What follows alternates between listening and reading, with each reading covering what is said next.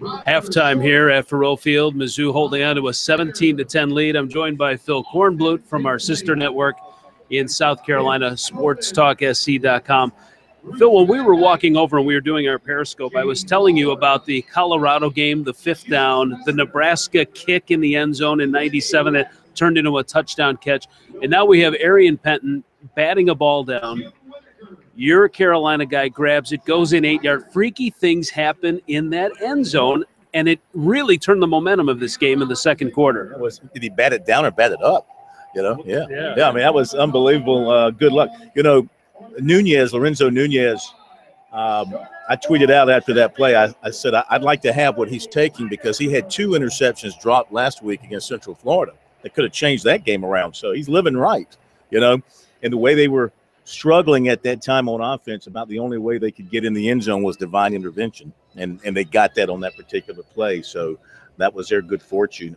The thing that has really surprised me here in the first half is how easily on those drives Missouri ran the football. It's kind of weird. I mean, South Carolina stoned Missouri on a couple of drives there, running the ball, and it seemed like they were filling the lanes well and had the gaps well played. And then when Missouri had their touchdown drives, it was like the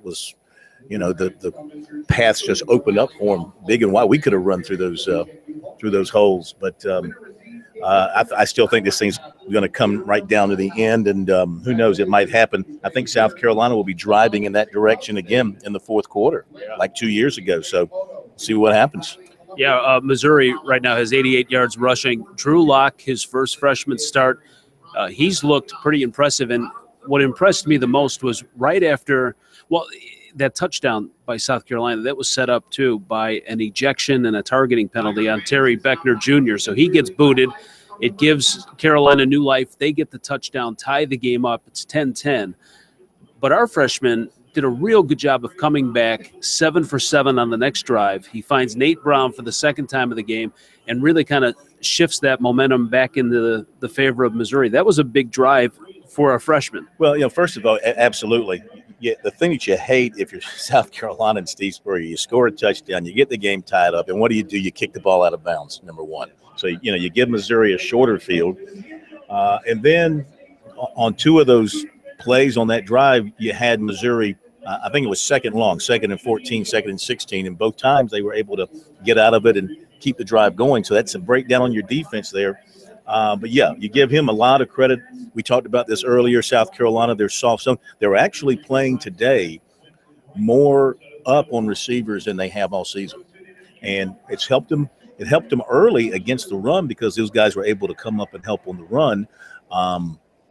But on those touchdown drives, Missouri's receivers kind of found themselves running open. They hit the soft part of that zone. So it's been an interesting situation for the South Carolina defense trying to figure out what to try to take away from Missouri.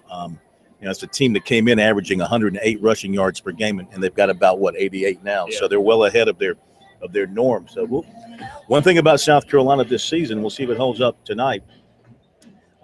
In 3 of their 4 games, they haven't allowed a point in the second half. Yeah. So we'll see. They've been tough. Yeah. So that missed field goal really hurts them late here because, it makes it 17-13. You got a little momentum going in the locker room, and you're getting the ball to start the second half. So we'll see if that comes back to haunt them. Fry is normally a very reliable kicker. Yeah, the breeze a little bit coming in from that north end zone, so it's certainly been tricky for those kickers kicking north. Drew Lock is 16 of 19, 108 yards, 2 touchdowns, and the Mizzou defense has sacked Nunez 4 times. So they've been putting some pressure on their freshman quarterback. So historically, the 2 greatest single-game passing performances in NCAA history have been against South Carolina.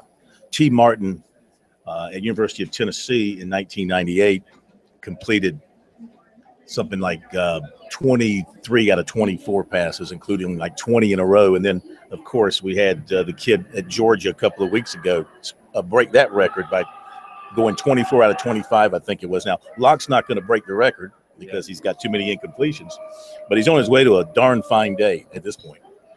And another interesting point, and then we'll let you get back to your snacks in the second half. Most important. Yeah, this is the first time in SEC history that 2 true freshmen are starting the game at quarterback. That's amazing to me. That's hard to believe. And how old is this conference? Yeah.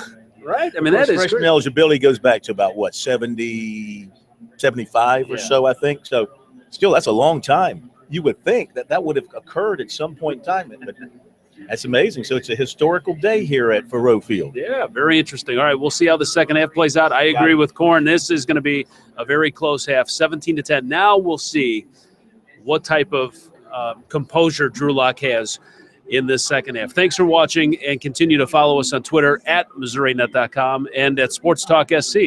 And we'll catch up with you here real soon. Thanks for watching.